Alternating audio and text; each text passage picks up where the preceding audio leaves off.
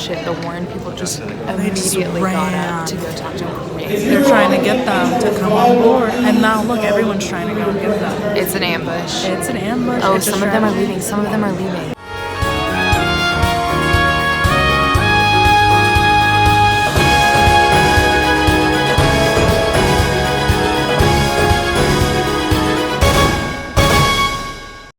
Go ahead. I'm just waiting until you. Okay, so tell me what we did. We just went to Bernie Sanders' field office in Davenport, which was a impromptu decision.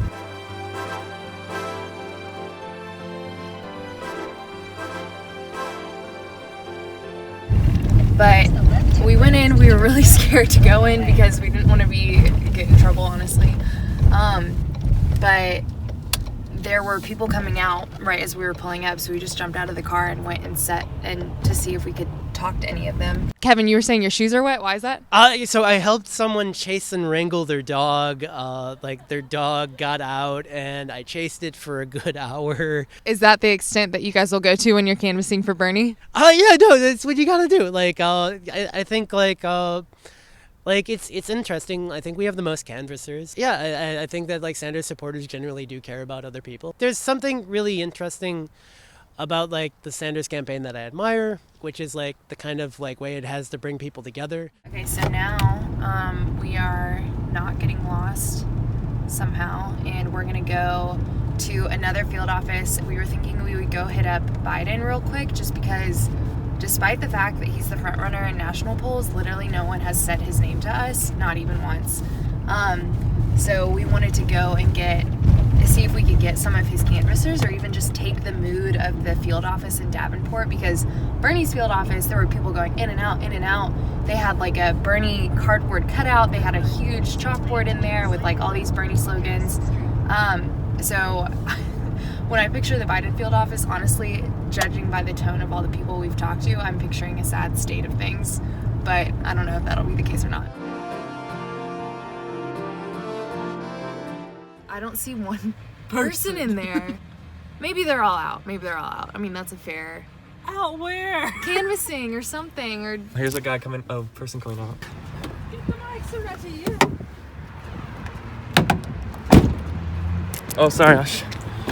We love being an afterthought. So how does this compare to Bernie's field office? I mean, I think it goes without saying. Very dead. No one's here. We won't judge because they're probably already out doing stuff, but it is just the feel of it is a lot different. In your experience with people choosing between 1, 2, 3 candidates, what are the other ones in the running aside from, I assume, Biden as well? It is all over the place. Really? Warren pops up a lot, Pete pops up a lot, Sanders pops up a lot. It is literally split seemingly evenly when you go door to door talking to people. It is very close. So I don't know what's going to happen. I mean, we got Steyer and these other people, but they're not going to be viable because they're not going to get past 15%. I doubt it anyway. So really, it's going to come down to Sanders is doing really well, surprisingly. Really, Sanders, Warren, Pete, Biden. That is what I think is going to happen. So yeah, that's really interesting. That's really all we need. Thank you so much. Right. Yeah, appreciate it. Good luck tonight. Yep. Yeah, so good to meet you. Yep. That's the action.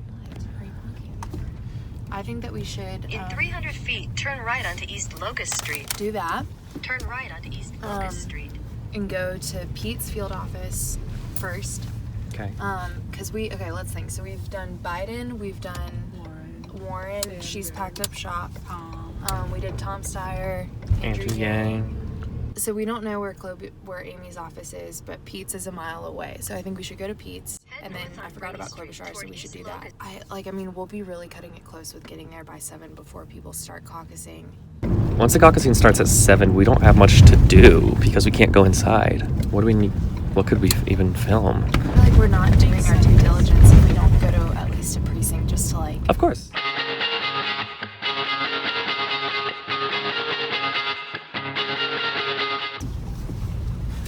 Do you think our van looks like we're Iowa residents? Totally. Definitely. Where are we? We are outside of, I think, an elementary school, which is a precinct location. we're gonna try our luck. So our plan is to just play dumb, nice, we're curious. We want to see the caucus process. I think we're just gonna ask.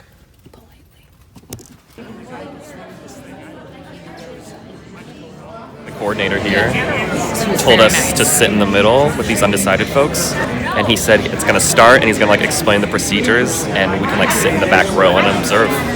I've never been more excited in my life. That's why I'm caucusing for Elizabeth Warren. I believe in an America that works for everyone, not just those at the top. I took my full year's worth of vacation days to fight for something I believe in. Who do you feel is going to be able to win the election, but then who's going to be most effective once they get in the White House? We're in the midst of 15-minute period where the undecided voters sitting in the middle of the room kind of get ambushed by all the campaigns. Klobuchar's camp and Biden's camp are not doing so hot. I'm a picky eater, and I've eaten more things than how many people are at that table. Honestly, if you anything Yang people, oh shit, the Warren people just immediately got up to go to. Some of them are leaving. I knew it. Bernie and Biden to the undecideds. So Bernie and Biden are trying to get the undecided folks that are right in front of us. And Pete got another one. They're moving. They look like they're heading towards the exit. At least the bathroom. Oh my god, they're leaving. They left 1, 2, 3, 4, 5 people out of a group less than 17. Are we doing live? What if we're live streaming? I kind of want to.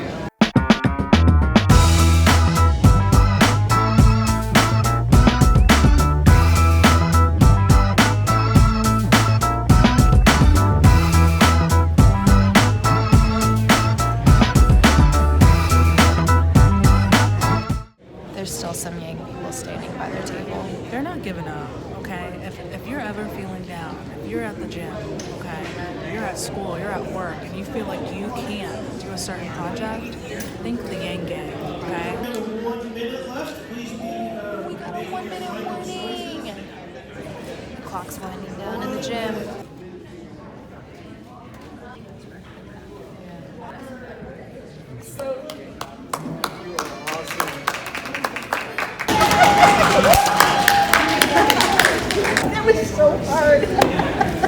Judging by Brian's whole thing that he just sent us, Buttigieg is doing really well across other people who are tweeting out in Iowa.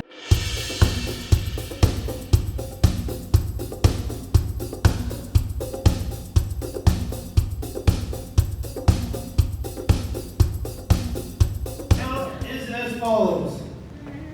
Elizabeth Warren will have 2 delegates. Bernie Sanders will have 2 delegates. Mayor Pete will have 1 delegate. And Joe Biden will have 1 delegate. The results of this precinct, at least, were Bernie and Elizabeth getting 2 delegates. There were 6 total to hand out. Yeah. Out of the 6 delegates to hand out at this precinct, it ended up going 2 to Bernie, 2 to Warren, 1 to Pete, and 1 to Joe.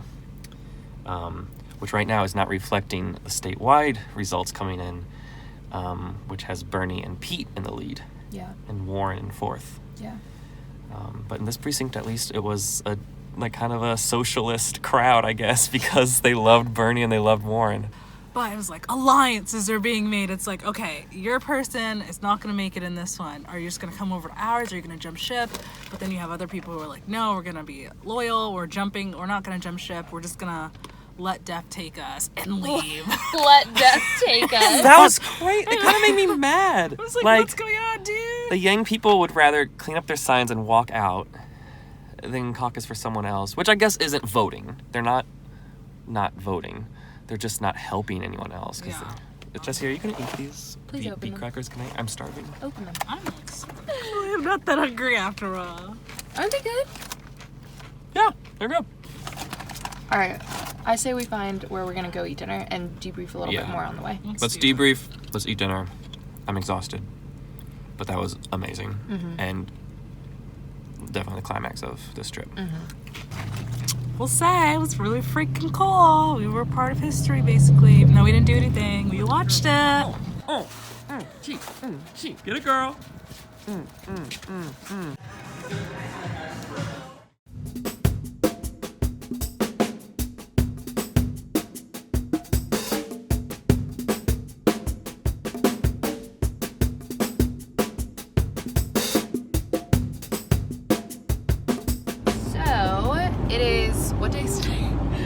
the 5th. It's Wednesday. Yeah, so we're 2 days out from the Iowa caucus, and we still don't know who came away with the win because, according to numbers from this morning, only 71%, right, Aasha?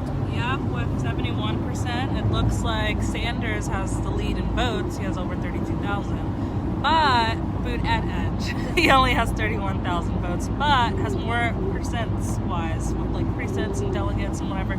So right now he is officially in the lead, but it could be anyone's game. It's only 71%. Some people who believe that the Iowa caucus is undemocratic, they don't want to acknowledge Iowa. So maybe this whole ridiculous series of events is going to contribute to that some way in the future, of people calling and having more reason for getting rid of the Iowa caucuses or moving it to a different state or whatever it may be. It's definitely not a good point in Iowa's favor. No, totally. And the getting rid of the Iowa caucus was kind of a fringe thing we heard a few people saying. Yeah. But the canvassers that we met, like, just immediately were like, yeah, we're canvassing, but we know the caucus is undemocratic. Do you remember that? Yeah.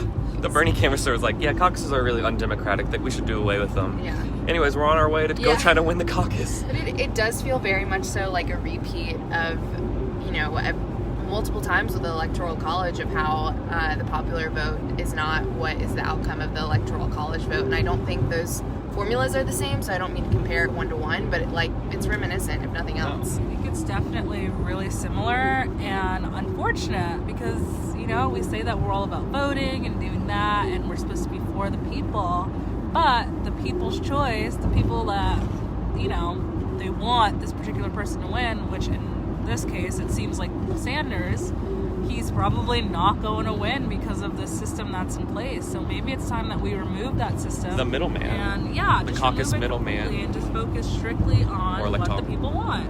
I mean, obviously there are pros and cons, and we could probably get into a whole academic explanation as to why the delegates exist, and there's a whole thing about why the electoral college exists. That's a whole other issue, but the principle feels very much the same. Everybody goes to so much effort to really understand what Iowa is about and to game Iowa and to put all of your campaign energy into Iowa, and there are issues with that, and now already we're not really receiving the quote-unquote reward of knowing which way the election is going. The fact that once we got into the car yesterday, we knew that the results are still ongoing and there's been this drama, but I think our reaction is really telling by the fact that we were in the car and just kind of stopped caring. The Super Bowl already happened. We've, had our victory for Kansas City for Jon. Woo! We are hearing more about the ongoing virus. We know that the State of the Union was last night, which we also missed because we were on the road. And then all the impeachment votes and whatever are still ongoing. I just wonder if people really care about Iowa at this point, or if they will care, and whether or not the results of this caucus are going to be as impactful as they would have been without a daily huge news story this whole week. That's the state of things. That's the state of things. We're seven hours away from New York. We'll probably get there before the Iowa caucus results do. See what happens. That's us signing off from the road. Bye.